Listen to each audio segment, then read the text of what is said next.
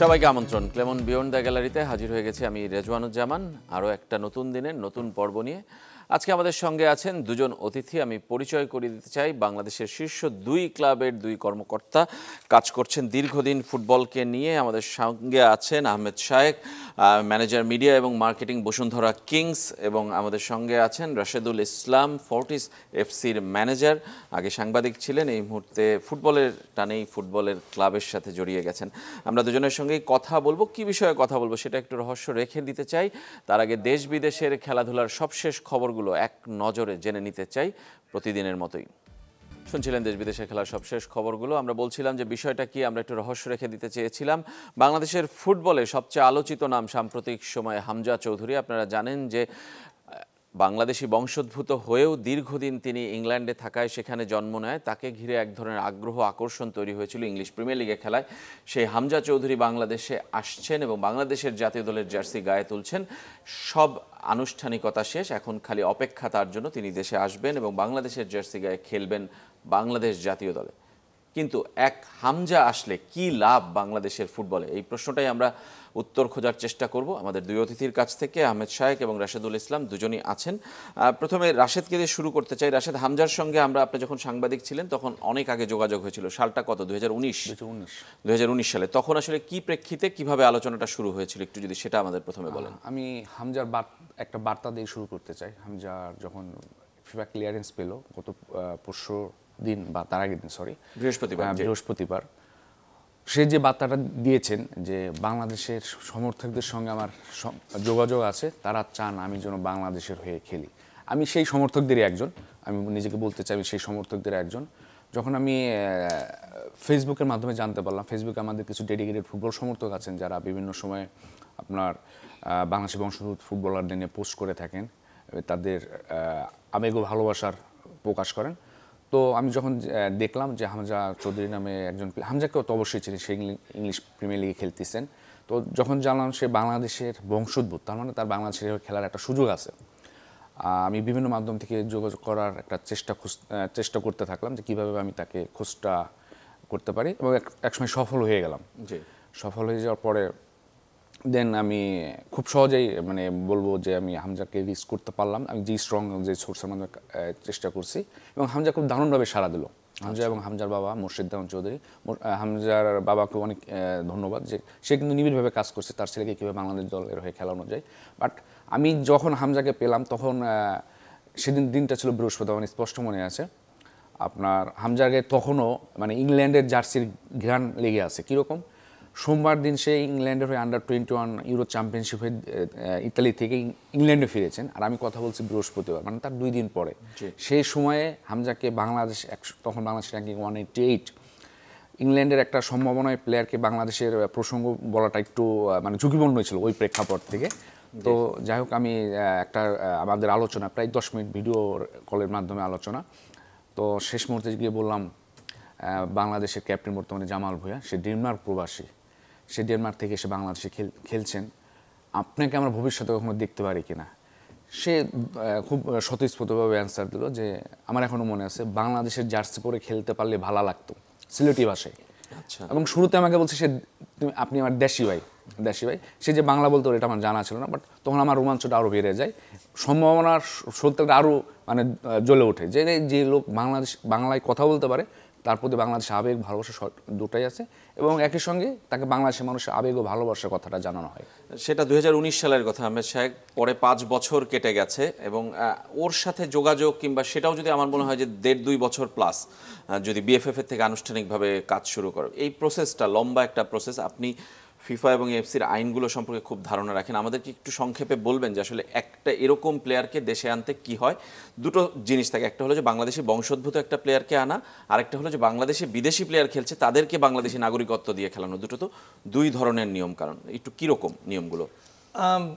ফিফার যে নিয়মটা আছে সেখানে যদি আপনার বাবা মা বা দাদা দাদি বাংলাদেশি হয়, তাদের যদি সেই ডকুমেন্টটা থাকে, পাসপোর্ট বা বার্থ সার্টিফিকেট, সেই ক্ষেত্রে প্রসেসটা একটু সহজ হয়ে যায়, যেটা হামজার ক্ষেত্রে হয়েছে। জি, রিলেটিভলি ইজি হয়ে যায়, কারণ সেক্ষেত্রে তাহলে আপনার একটা বাই ব্লাড আপনি একটা রিলেশন দেখাতে পারেন, তো যার জন্য জিনিসটা একটু ইজিয়ার হয়ে যায়। বাট আমি যদি এখন ন্যাচারালাইজ করার ক্ষেত্রে বলি, এলিটা কিংসলে বা দিয়াবাতের কথা, সেই ক্ষেত্রে ব্যাপারটা অনেক টাফ, বিকজ তাদের কোনো ব্লাড রিলেশন নাই। সো সেক্ষেত্রে তাদেরকে একটা নির্দিষ্ট সময় পর্যন্ত বাংলাদেশে কন্টিনিউয়াসলি খেলতে হবে। এবং প্রথমত আসলে বাংলাদেশের মানে জাতীয়তাবাদী, মানে ধরেন জাতীয়তাবাদ যেই ব্যাপারটা, যে পাসপোর্টটা পেতে হয়, পাসপোর্টের ল বা নিয়মগুলো ফুলফিল করে পেতে হবে, এরপরে না ফিফার ব্যাপারটাতে আসছে। তো কিংসলের ব্যাপারে ইজি ছিল, হয়ে গেছে কারণ সে বিয়ে করেছিল। কিন্তু দিয়াবাতের ব্যাপারে আসলে কিভাবে হবে, সে মালি পাসপোর্ট উইথড্র করবে কিনা বা ডুয়াল সিটিজেনশিপ রাখা যায় কিনা, এটা আসলে দেখার ব্যাপার। তো এই জন্য এটা প্রসেসটা লং। কিন্তু হামজার ক্ষেত্রে প্রসেসটা শর্ট, বাট ওর ক্ষেত্রে আবার একটা প্রবলেম ছিল যে ও আন্ডার-21 খেলে ফেলেছিল, যার কারণে প্রসেসটা একটু লং ছিল। বাট আলহামদুলিল্লাহ শেষ পর্যন্ত সবকিছু হয়ে গেছে ঠিকঠাক মতন। এটাই আসলে ফরওয়ার্ড থিঙ্কিং একটা ব্যাপার। আমাদের বিষয়টা আমরা বেছেছি যে হামজা আসলে কি লাভ বাংলাদেশের ফুটবলে, এটার উত্তর আপনার কাছে কি? এটা বলার আগে আমি একটা ছোট একটা গল্প শেয়ার করতে চাই আপনার সাথে। সেটা হচ্ছে যে ড্যানিয়েল কলিনজসকে আপনারা সবাই চিনেন, যে 2018 সালে ওয়ার্ল্ড কাপ খেলেছিল, পরে বসুন্ধরা কিংসে খেলেছিল। তো ও যখন বাংলাদেশে ছিল ওর সাথে অনেক কিছু ব্যাপারে কথা হতো। তো একটা মজার কথাও শেয়ার করেছিল যে কোস্টারিকার ন্যাশনাল টিম তারা সবসময় ইকোনমি ক্লাসে ট্রাভেল করতো বিভিন্ন জায়গায় মুভ করার জন্য। তো অল অফ এ সাডেন 2014 সালে কেইলর নাভাস রিয়াল মাদ্রিদে যোগ দেয়। তো রিয়াল মাদ্রিদ এখন ওয়ার্ল্ডের টপ ক্লাব। তো এখন রিয়াল মাদ্রিদ থেকে কোস্টারিকান ফেডারেশনকে চিঠি দেওয়া হয়েছিল যে কেইলর নাভাস যদি ন্যাশনাল টিমের জন্য কোথাও ট্রাভেল করে তাকে বিজনেস ক্লাসে ট্রাভেল করতে দিতে হবে, আদারওয়াইজ তারা প্লেয়ারের এই ম্যানেজমেন্টগুলোকে কনসিডার করবে না, মানে কোস্টারিকান ন্যাশনাল টিমের জন্য। তো অগত্যা কোস্টারিকার ন্যাশনাল টিমের যেটা করতে হয়েছে, টিম বন্ডিংটা রাখার জন্য পুরা ন্যাশনাল টিমকে বিজনেস ক্লাসে ট্রাভেল করাতে হয়েছে। সেটা কিন্তু একটা অনেক খরচের ব্যাপার ছিল। সো আপনি যখন একটা টপ লেভেলের প্লেয়ারকে এরকম একটা জায়গায় খেলাবেন, তার সাথে কিন্তু আনুষঙ্গিক অনেক কিছু ব্যাপার চলে আসে এবং আপনার দায়িত্ব কর্তব্য অনেক প্রফেশনালিজমের মধ্যে পড়ে যাবে। তার কারণ হচ্ছে আপনি কিন্তু ওয়ার্ল্ডের সেরা লিগের টপ 20টা ক্লাবের মধ্যে থেকে একটা প্লেয়ারকে নিয়ে আসছেন, তার চলাফেরা, তার চিন্তাভাবনা কিন্তু সম্পূর্ণ অন্য লেভেল থেকে আসছে। ফর এক্সাম্পল, আমাদের জাতীয় দলের ক্যাম্প হয় 20 থেকে 30 দিনের মতন ম্যাচের আগে, কিন্তু ইংলিশ প্রিমিয়ার লিগ থেকে কিন্তু আপনি 72 ঘন্টা আগে ছাড়া পাবেন না হামজাকে। আপনাকে ফিফা ক্যালেন্ডার, হ্যাঁ যেটা ফিফার ল, এবং তারপরও আপনি 72 ঘন্টা চিন্তা করলেও যদি সে ইংল্যান্ড থেকে বাংলাদেশে আসে, একদিন কিন্তু ওখানে ট্রাভেলই শেষ হয়ে যাবে। সো বেসিক্যালি আপনি সে প্রি ম্যাচ ডে পারলে match pre match, so training এর ক্ষেত্রে কিন্তু সময়টা কমে যাচ্ছে। এবং আপনি যদি চিঠি লিখে বলেন যে দেশের স্বার্থে তাকে আগে ছাড়া হোক, লেস্টার সিটি কিন্তু সেটা মানবে না। তো এইসব ব্যাপারগুলো কিন্তু প্রফেশনালিজমের মধ্যে আনতে হবে। এবং এরপরে আরও বড় সমস্যা যেটা পড়বে, যে এইসব রকমের যখন প্রফেশনাল প্লেয়াররা আসে, তারা trainer, physical trainer, physio, massage man, এইসব ব্যাপারগুলোতে খুব জোর দেয়। তার কারণ হচ্ছে তারা একটা খেলা থেকে আরেকটা খেলার মধ্যে ডিফারেন্সটা খুব কম পায়, তাদের রিকভারি সেশনটা হইতে হয় খুব টু দ্য পয়েন্ট। তো এখন যদি প্রপার ট্রিটমেন্ট টেবিল না থাকে, প্রপার ফিজিও না থাকে, ফিজিক্যাল ট্রেনার না থাকে, মাসাজ ম্যান না থাকে, আমি জানি না হামজা এসে ফার্স্ট ইমপ্রেশনটা কী হবে। কারণ আমার জানা মতে মালদ্বীপসের ম্যাচের সময় বাংলাদেশ ন্যাশনাল টিমের কোনো অফিসিয়াল ফিজিক্যাল ট্রেনার ছিল না, কোনো মাসাজ ম্যান ছিল না, কোনো ডাক্তার ছিল না। তো এইটা যদি এরকম হয়, যদি কোনো ডাক্তারও যদি না পায়, সেই ক্ষেত্রে হামজা কিভাবে রিয়াক্ট করবে? কারণ সে তো চিন্তা করে আসছে যেগুলো থাকবে, তার মাথায় তো এরকম কিছু নাই যে থাকবে না, ন্যূনতম বেসিক এগুলো ফুটবলের জন্য। তো এখন যদি আপনাকে হামজাকে আনার পর ম্যানেজ করতে হয়, আপনার থিঙ্কিং, আপনার ওয়ার্ক লেভেল ওই লেভেলের প্রফেশনাল পর্যায়ে চলে যেতে হবে। সো এছাড়াও আপনি ট্রেনিং গ্রাউন্ড কোথায় ট্রেনিং করাবেন? আমি জানি যে ম্যানচেস্টার ইউনাইটেড ধরেন গত কয়েক বছর আগে একটা প্রীতি ম্যাচ খেলার জন্য এখানে ইন্সপেকশনে এসে 7 রকমের ঘাস পেয়ে প্রীতি ম্যাচই ক্যান্সেল করে দিয়েছিল। তো সেখানে আপনি সেই লেভেলে লেস্টার সিটির একটা প্লেয়ারকে নিয়ে আসছেন, সে এসে ওই মাঠে যদি ইনজুর্ড হয়, ওটা দায়ভার কে নিবে? তো এইসব ব্যাপারগুলো পলিসি কি হবে? মানে আপনি তার মানে লাভের চেয়ে ক্ষতির দিকটা আপনি বেশি বলছেন। মানে রাশেদেরও কি একমত কিনা যে হামজা আসলে আমরা বলছি যে আমাদের ফুটবল জাগবে কিনা, কিংবা মানুষের আগ্রহ বাড়লেই ফুটবলে ধরেন অর্থ আসবে, অর্থ আসলেই হয়তো বা এইসব জিনিস করা সম্ভব, কিন্তু একটার সাথে একটা রিলেটেড, কিন্তু কোনটা আগে হবে কিভাবে? আমি আপাতত শুধু ইতিবাচক বিষয়গুলো নিয়েই কথা বলতে চাই। আমি শুধু সম্ভাবনার গল্পটাই শুধু শেয়ার করি। সেটা হলো হামজা আসার সঙ্গে সঙ্গে যে বাংলাদেশের ফুটবল আমূল পরিবর্তন হবে তা না, বাট হামজা বিশাল একটা জনস্রোত নিয়ে আসতেছে বাংলাদেশের ফুটবলের জন্য। সেটা কীরকম? যখনই ফিফার ডিসিশনটা ডিক্লেয়ার হয়েছে, আপনি দেখবেন পৃথিবীর সব বড় বড় গণমাধ্যমগুলোই এই নিউজটা ফলোভাবে প্রচার করেছে, এবং তার সাথে বাংলাদেশের নামও এসেছে। স্বাভাবিকভাবে বাংলাদেশের নামটা চলে আসছে। তো 185 র্যাঙ্কিংধারী একটা দেশের ফুটবলকে কেন্দ্র করে একটা 185 র্যাঙ্কিংধারী দেশের নামটা বড় বড় গণমাধ্যমে আসতেছে। সে যখন বাংলাদেশে আসবে, স্বাভাবিকভাবে বাংলাদেশের ফুটবলের উপর চোখ থাকবে। হামজার সঙ্গে যারা ড্রেসিং রুম শেয়ার করে লেস্টার সিটিতে, তারাও কিন্তু বাংলাদেশের খোঁজখবর এখন থেকে রাখা শুরু করবে যে হামজা আমার বন্ধু ওখানে কী করতেছে, তার দলের খবরটা কী। আপনার যদি আমরা এতদিন যে আমাদের একটা হাহাকার ছিল, ফুটবলের পৃষ্ঠপোষকতা নেই, এখন কিন্তু সেই অভাবটাও ঘোচানোর একটা সুযোগ হামজাকে কেন্দ্র করে। এবং হামজা কখন বাংলাদেশে আসতেছে? যখন সাকিব আল হাসান নামের বাংলাদেশের সবচেয়ে বড় তারকাটা নিভু করতেছে, এখন এই একটা সময় হামজাকে আমরা পাচ্ছি যে শুধু ফুটবল দিয়েই তাকে আমরা যে কাজে লাগাতে পারি তা না, বাংলাদেশের আইকন হতে পারে স্পোর্টসের। অবশ্যই সে বাংলাদেশের জার্সিটা গায়ে জড়ানোর সঙ্গে সঙ্গে বাংলাদেশের হিস্ট্রির সেরা আইকন প্লেয়ার হইতে পারে, আমি যেটা মনে করি।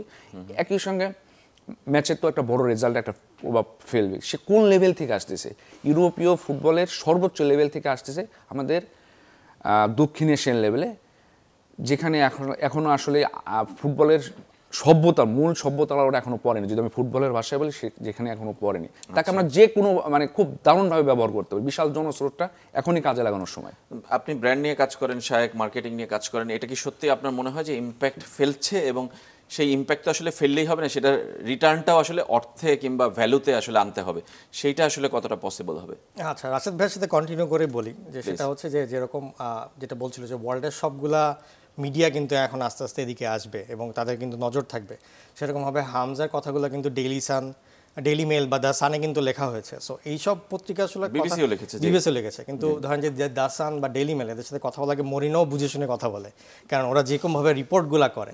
তো এখন যখন ওরা এসে এখানে দেখবে, ওরা কিন্তু রিপোর্টটা কিন্তু মানে এখন বাংলাদেশের পুরো ইমপ্রেশনটা কিন্তু ওয়ার্ল্ড ওয়াইড। এতদিন কিন্তু আমাদের ইমপ্রেশনটা শুধু লোকালি মধ্যেই সীমাবদ্ধ ছিল যে কী হচ্ছে কী হচ্ছে না, কিন্তু এখন জিনিসগুলো ইন্টারন্যাশনাল যাবে। সো ইন্টারন্যাশনাল গেলে আপনার পুরো ইমেজটাও কিন্তু ইন্টারন্যাশনালি যাবে। অবভিয়াসলি ইন্টারন্যাশনাল গেলে আপনার ইন্টারন্যাশনাল ব্র্যান্ড যেরকম নাইকি, অ্যাডিডাস এরাও আসবে।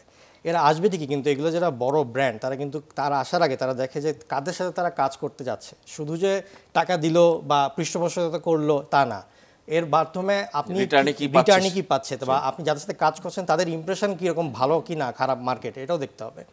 এইটা ঠিক যে কোনো ক্ষেত্রে বাংলাদেশের এই ব্র্যান্ডিং বা স্পন্সরশিপ পার্সপেক্টিভটা অনেক লোভনীয়। কারণ হচ্ছে এখানে জনসংখ্যা বেশি। আপনার ফ্যাব্রিজিও রোমানোর মতন লোকও একটা পোস্ট দিয়ে বুঝে গেছে যে বাংলাদেশে কি পরিমাণের জনস্রোত আছে, যে এটাকে কাজে লাগায় তারা কিন্তু তাদের ইমপ্রেশন আরো ভালো করার চেষ্টা করতে পারছে। ক্লাবগুলো করছে সেটা আমরা দেখছি, বিভিন্ন ইউরোপিয়ান ক্লাবকে দেখেছি। তো এখন এগুলা মেইনটেইন করতে গেলে আপনাকে ওই লেভেলের প্রফেশনালিজম মেইনটেইন করতে হবে, ওইরকমভাবে কমিউনিকেশন করতে হবে যাতে তাদের যে এক্সপেকটেশন আর আপনার যে এক্সপেকটেশন তাদের মাঝখানে একটা মেলবন্ধন হয়। আচ্ছা, তার মানে আপনি আশাবাদী যে এটা, কিন্তু আবার এক ধরনের শঙ্কাও আপনার মধ্যে কাজ করছে। প্রথম থেকেই আপনি সেই শঙ্কার কথাটাই বলছেন, মানে এটা কি আপনার পূর্বের অভিজ্ঞতা থেকে আপনি বলছেন যে বাংলাদেশে আসলে এরকমই হতে পারে, নাকি আসলে আপনি মনে করছেন যে ফেডারেশনের কমিটি চেঞ্জ হয়েছে, ম্যানেজমেন্টও নিশ্চয়ই এই ধারণাগুলো তারাও আজ করতে পারছে যে এরকমটা হতে পারে, হামজা আসলে তারা হয়তো বা চেঞ্জ হবে, মানে সেই আশাটা কি আপনি দেখেন নাকি না? অবশ্যই আমি আশাবাদী, কিন্তু এখানে ব্যাপারটা হচ্ছে যে আমরা যখন অ্যাজ এ ক্লাব যখন আমরা ড্যানিয়েল কলিন্দ্রেস বা হার্নান বার্কসের মতন প্লেয়ারকে ম্যানেজ করতে গিয়েছিলাম, তখন আমরা বিভিন্ন সমস্যার সম্মুখীন হয়েছি যেটা কিনা বাংলাদেশের পার্সপেক্টিভে স্যাটিসফাই করাটা অনেক হার্ড। কিন্তু সেক্ষেত্রে আমরা ট্রাই করেছি, আমরা প্লেয়ারগুলোকে রেখেছিলাম এবং তারা খেলেছে। তো এখন আমি অ্যাকচুয়ালি যে মানে নিরাশাবাদী তা না, কিন্তু সামনে যেই ঢেউটা আসছে, যে স্রোতটা আসছে, ওইটাকে ঠেকানোর জন্য বাফুফেকে ওই লেভেলে প্রিপারেশন নিয়ে রাখতে হবে। আদারওয়াইজ যে স্রোতটা আসছে ওটাকে সামলানোর মতন ক্যাপাবিলিটি যদি না থাকে, তখন কিন্তু ইমপ্রেশন আমাদেরই আবার খারাপ হবে। তো এর জন্য আমাদেরকে এখন থেকে রেডি হতে হবে, সো দ্যাট যখন সে মার্চ থেকে আসবে তার প্রতি যাতে আমাদের ইমপ্রেশন এবং সে যেন এখানে এসে একটা হোমলি ফিল করে। সে যদি এখানে হোমলি ফিল না করে, সে যদি পরের বার আসতে আসে, সেটা কিন্তু আমাদের জন্যই খারাপ। So we have to be careful first. Rashed, মার্চের কথা বলছেন, মার্চে ইন্ডিয়ার বিপক্ষে যে এশিয়ান কাপ বাছাইয়ের খেলা আছে সেখানেই খেলবেন। আপনার কি মনে হয় যে আর কোনো মানে আনুষ্ঠানিকতা তো বাকি নেই কাগজে পত্রে, কিন্তু আমি বলছি তার রাজি হওয়া এবং বাংলাদেশের এই সব সুযোগ সুবিধা তৈরি করে মার্চেই তাকে আমরা পাবো, দেখবো কিনা বাংলাদেশ জার্সিতে? ইন্ডিয়ার বিপক্ষে ম্যাচ অবশ্যই তাকে পাওয়ার ব্যাপারে আমরা আশাবাদী। 25 মার্চ যে ম্যাচটা হবে ইন্ডিয়াতে, আমি দুদিন আগে ইন্ডিয়া ফেডারেশনের উদ্বোধন কর্মকর্তার সঙ্গে কথা বলতেছিলাম ম্যাচটা কীভাবে কলকাতায় আনা যায়, যেন একটা বড় একটা জনস্রোত কাজে লাগানো যায় বাংলা ভাষাভাষীদের ক্ষেত্রে। আর শক্তিমত্তার বিচারে যদি র্যাঙ্কিং দিয়ে সবসময় আসলে শক্তিটা আপনার স্পষ্ট প্রকাশ করে না। ইন্ডিয়ার সঙ্গে ম্যাচ আমাদের সবসময় একটা দারুণ সেটা র্যাঙ্কিং কোনোভাবে প্রকাশ পায় না, এবং সেই ম্যাচটা দিয়ে যদি আন্তর্জাতিক মানে কম্পিটিটিভ ম্যাচ, তার হয়তো বাংলাদেশ অবশ্যই প্রীতি ম্যাচ খেলবে, বাট যদি কম্পিটিটিভ ম্যাচের কথা চিন্তা করি, সেটাই হতে যাচ্ছে আমাদের ফার্স্ট ম্যাচ হামজাকে কেন্দ্র করে। সেটা দারুণ একটা ম্যাচ হতে যাচ্ছে এবং খুব ভালো একটা ম্যাচ হবে, এবং আমরা খুবই এই ম্যাচটা জয়ের ব্যাপারে ভীষণভাবে আশাবাদী। আচ্ছা, হামজা আসা থেকে আসলে পারফরমেন্সে কোনো চেঞ্জ আসবে? মানে আমি বলছি তার স্টাইল অফ প্লে, তার যে বোঝাপড়া লেস্টার সিটি প্লেয়ারদের সাথে, মানে সেই বোঝাপড়াটা হতে কি সময় লাগবে, নাকি ফার্স্ট ম্যাচ থেকেই সে সেটা কাজে লাগাতে পারবে বলে আপনার মনে হয়? ট্যাকটিক্যালি আমার পার্সোনাল পার্সপেক্টিভ থেকে বাংলাদেশে মামুনুল ইসলামের পরে কোনো ক্রিয়েটিভ মিডফিল্ডার আসেনি। যারা এসছে তারা সবই কিন্তু ডিফেন্সিভ মিডফিল্ডার, ডিফেন্সিভ কোয়ালিটির। এখানে হামজাও ডিফেন্সিভ মিডফিল্ডার, কিন্তু হামজার যে টেকনিক্যাল এবিলিটি বা যে ভিশন, যে থিঙ্কিং, সেই ক্ষেত্রে আমরা তাকে ক্রিয়েটিভ মিডফিল্ডার হিসেবে খেলাতে পারি, যার কারণে যেটা হবে যে আমরা এখন শুধু ডিফেন্সিভ খেলে কাউন্টার অ্যাটাকে খেলি, কিন্তু হামজার সাথে যেটা হবে যে মিডফিল্ডের কন্ট্রোলটা আমাদের হাতের উপরে আসবে, তখন যেটা হবে যে আমাদের গোলের সংখ্যা আরও একটু বাড়ার সম্ভাবনা আছে, যেটা কিনা মামুনুল যখন ছিল, এমিলি যখন ছিল, আমাদের গোল সংখ্যা অনেক ছিল কিন্তু এখন কমে গেছে। তো আই গেস এইটা ট্যাকটিক্যালি আমাদের জন্য খুবই লাভবান হবে হামজাকে যদি আমরা ক্রিয়েটিভ মিডফিল্ডার হিসেবে খেলাতে পারি। বাট ইন জেনারেল ও আসলে মানে ওর অবভিয়াসলি প্লেয়িং লেভেলটা একটু হায়ার, সো ওইখানে আমাদের বাকি সবাইকে ম্যাচ করতে হবে। কিন্তু ও তো ধরেন বিভিন্ন এরিয়াতে খেলে এসে, বিভিন্ন কম্পারেটিভ স্টেটমেন্টে খেলে এসে তাই খেলা, আই গেস ওর জন্য স্টাফটা হবে না, বাকিগুলো সবাইকে আমাদের মানিয়ে নিতে হবে। আমরা আরো কথা বলবো আপনার দুজনের সঙ্গে, একটা ছোট্ট বিরতি নিয়ে ফিরে আসবো। ক্লেমন বিয়ন্ড দ্য গ্যালারিতে আমাদের সঙ্গেই থাকবেন।